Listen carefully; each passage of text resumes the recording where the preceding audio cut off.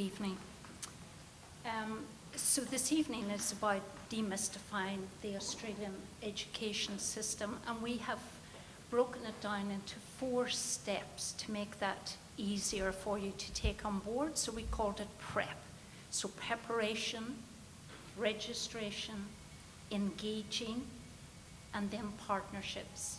And each of us, the 4 speakers, will look after each section. And let's make a start. Do I press any button?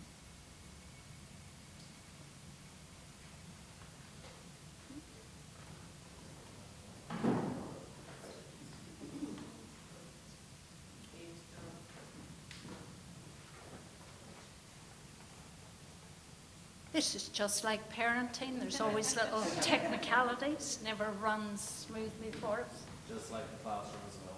That's right, yeah.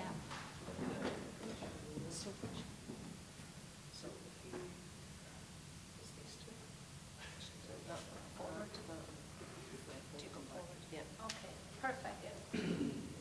So the first section, planning, which I will cover with you. Then we have registration, which Angela will speak about. Then we'll go across to Nora and back to Danny for partnerships. So step 1, planning. We will look at the early years, and I'm a little bit biased here. I think that's the really important stuff, the early years. School age variations and why there's a variation in the age that children start. School readiness, what does that look like? Types of schools, so a little key overview of the different types of schools you'll come across. My school website, which is a really good resource for you to tap into. And then a few little additional hints and tips. So the planning, again, we'll look at the critical years, the school age, the variations, being school ready, that's a big one. How do I know if Johnny is ready for school? You know, he's 5 and my friend's child is 4 and she's already going to start. Why is there that difference? Different types of school. Which one do you pick? Which one's best for your child? So the critical early years, just to get an idea of who here is in the group. Who, if I get you to put your hand up, whose child is currently in preschool? Preschool? Oh, quite a few in preschool. Home-based care, so that could be in your home or in home care. Have a private nanny or long daycare. Anyone's child? Yeah. And you can have a mixture of all of those. It really doesn't matter which one they're in. What does matter is what they do within each one of those. So I'm a big fan, and a lot of my beliefs and philosophies align with this great man who we lost last weekend, Sir Ken Robinson. Has anyone heard of him?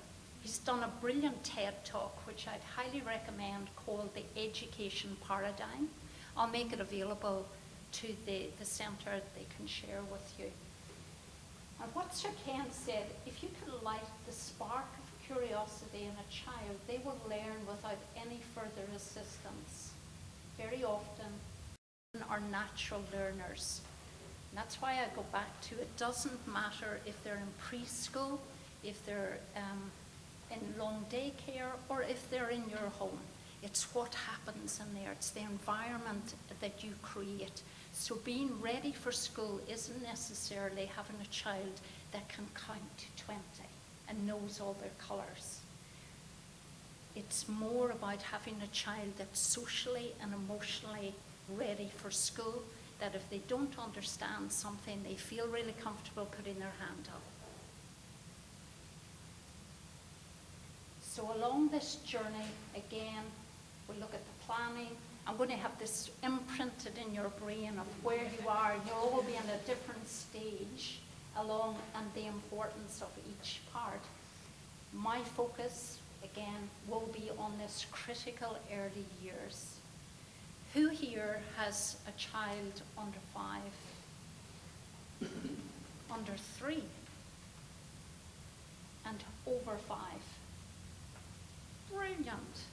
Excellent. So I'll keep it to all the under 5s. School readiness, what does it look like? Being socially ready, emotionally ready, and often in our Western world, we put a big push on the academic. Can they read? Can they count? Do they know their colours? Where maybe socially and emotionally, they're not quite ready for it. School age. So I'm going to, the dates that I will show you here is based for the next school year, so February 2021, when we'll finally have said bye to 2020. Yeah. So there could be a child in kindergarten who is 4, there could be a child that's 5, and there could be a child who's 6, and they're all starting kindergarten in January. The difference is to be 4, they must have turned 4 by the 31st of July 2020. They must have their 5th birthday by the 31st of July 2021, and if they're, by the time a child is 6, they must be enrolled in school. Where the issue is for parents, if you have a child who's 4, who's in a class where there's another child who's about to turn 6, we're looking at anything from 12 to 15 months of a difference. That's going to make a major difference if the child turning 6 happens to be a little girl, and your little boy is the one who won't be 5 until the end of July. I want to keep in the back of your mind that even though they are all kindergarten, the type of conversations you might hear in the playground is what reading level is he at? And then you'll hear, well, my Johnny is only on level 2. My gosh, level 9. And then I hear of a level 12, and I start thinking, Johnny's a way behind, he's a failure before he ever started. I want you to keep in mind, even though they're all kindergarten, 4, 5, and 6 makes such a difference in how old your child, and only you're the expert of your child, so you know where they're ready, if they're ready to start, and at what age. And you can find these links below that will give you a little bit more information on that. School readiness, what does it look like? A child who's socially ready, they can engage in cooperative play with other children, they're independent and they're care of themselves, and they're confident in asking questions. So again, going back to whether your child is still at home, and to me, I run programs from babies, from 1 week old. There are things that you can start doing if your child is a year, 2, 3, to really have them up here in their social skills. Going to the park, engaging with other children, the soccer, the dance, open-ended play rather than adult-directed play will really help in their social skills. Emotionally developed, so their ability to self-regulate, that they can manage their anger and their outbursts, that they can actually sit in circle time and listen to the teacher, and that they care, they have that empathy and an awareness of other people and their feelings. Academically, development of concepts. And again, this isn't about you sitting down and saying, right, we're going to learn how to count to 20, and you're going to learn all your colours and be able to read. We can do development of concepts in just play. Play is the work of children. So when they're doing an obstacle course, you can say you're above, you're below, you're beside, you're behind. That's all mathematical concepts. Problem solving and creativity. Again, the arts and drawing. Sir Ken tells a beautiful story of a little girl who was fully focused, drawing a picture at the back of the classroom, and the teacher asked what she was drawing. And she said, I'm drawing a picture of God. And the teacher said, well, no one knows what he actually looks like. She said, they'll know when I'm finished. So children have that sense of nothing is a problem until we tell them it is. So encouraging that. And the ability to focus. They will focus when they're interested in things. You can develop colours with children from their little. You know, the 2-year-old who feels I'm bossed around, I'm told what to eat, when to brush my teeth, what I have to dress, what time I leave home in the morning, what time I go to bed. Give them choices. Hold up socks in the morning. Say, would you like to wear the blue socks or the red socks? You're teaching colours. And you're giving them choice. And you'll have less tantrums because he's making choices in his life.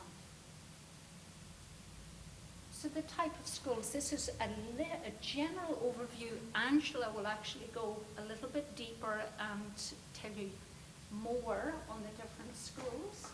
You have the public school, which you must live within the school zone.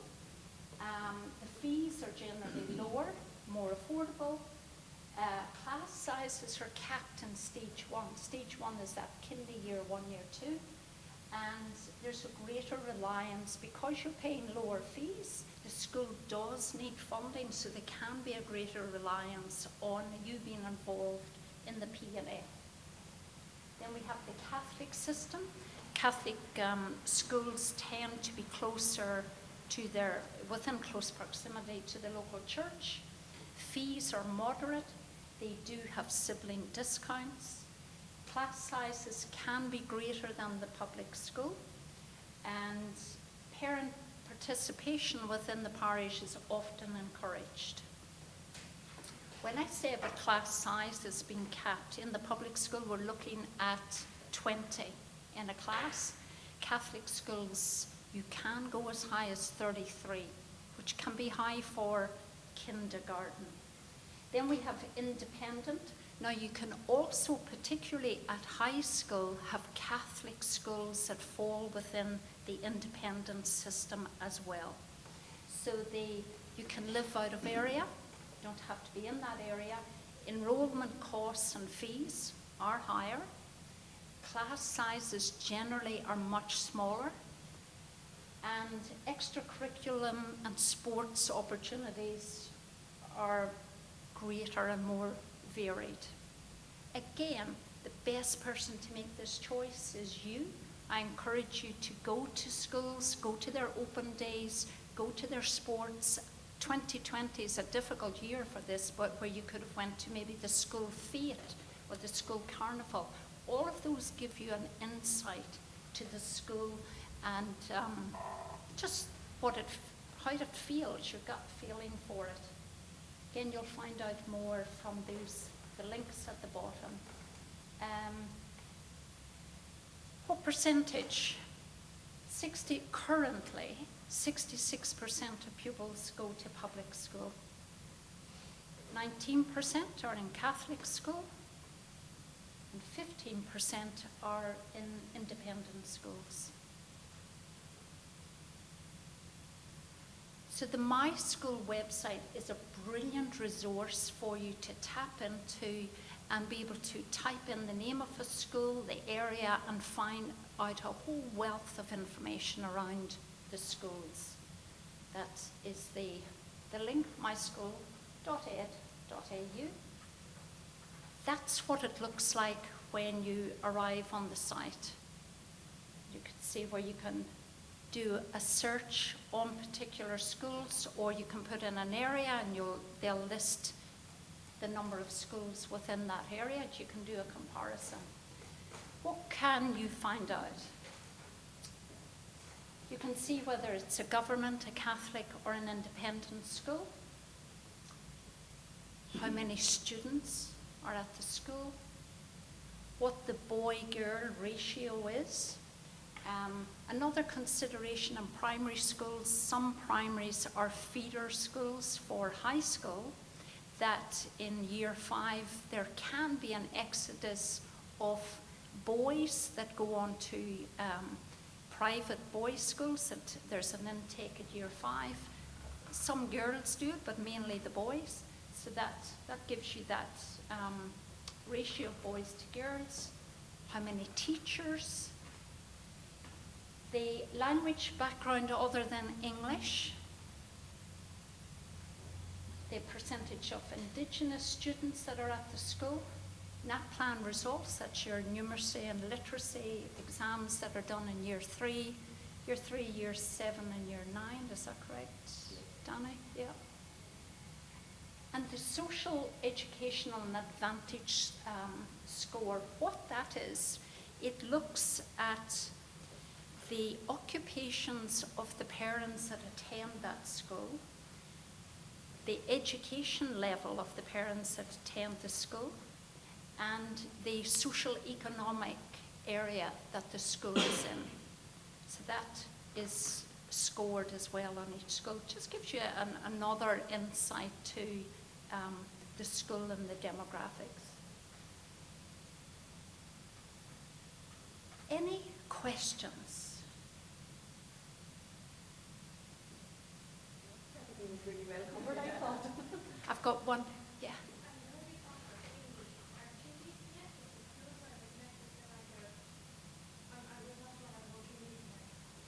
It's a brilliant question. The question is kindergarten connected to the school? And where there can be some confusion there is kindergarten in Queensland is considered a second year at school, where kindergarten in New South Wales is your first year at school. So you have preschool, you have preschools, you have long daycare that have a preschool program, and then you have the first year of kindy. So I'm originally from Derry, so that would be equivalent to primary 1. Or perhaps it's year 1 in the south, but yeah, does that answer your question? Kindergarten is the first year of school. Yeah. And then you're saying preschool, so like, can a primary school have a preschool and then a kindy, or is your preschool kind of independent daycare that do the preschool? Okay, so the question is, can the primary school have a preschool, or is preschool independent? The answer is yes to both. You can have preschools that are independent from school. Some of them are operated by the council. You have public schools that have a preschool attached to it, and you generally find that in areas where there's more diverse student background or lower social economic. But it's yes to both. Yeah. Anyone else? One up the back. So do you know what are the common challenges of, for example, if you're just arrived in Australia and you're enrolling your child in school, what are the common challenges that you know from the perhaps language or fitting into the education system from in a new environment? A challenge for the parent or a challenge for the child? Yeah. Common challenges, I think, is knowing which school to choose, and is my child ready to start school? That would be the two big ones. And again, I would put it back over to you that this evening is to give you that broad overview of what's available, but you guys are the expert of your children. And there is a perfect school out there for every child, for all of your children. It's finding that school for your child. And even within one family, there can be a school that was brilliant for your oldest, but just didn't gel with the youngest. So do search around. this will give you, after this evening, hopefully will arm you with a lot of good information that you can make really good choices. Interestingly, Dympna, I just to emphasise that point, I have a boy in my class who's got a twin brother at a different school.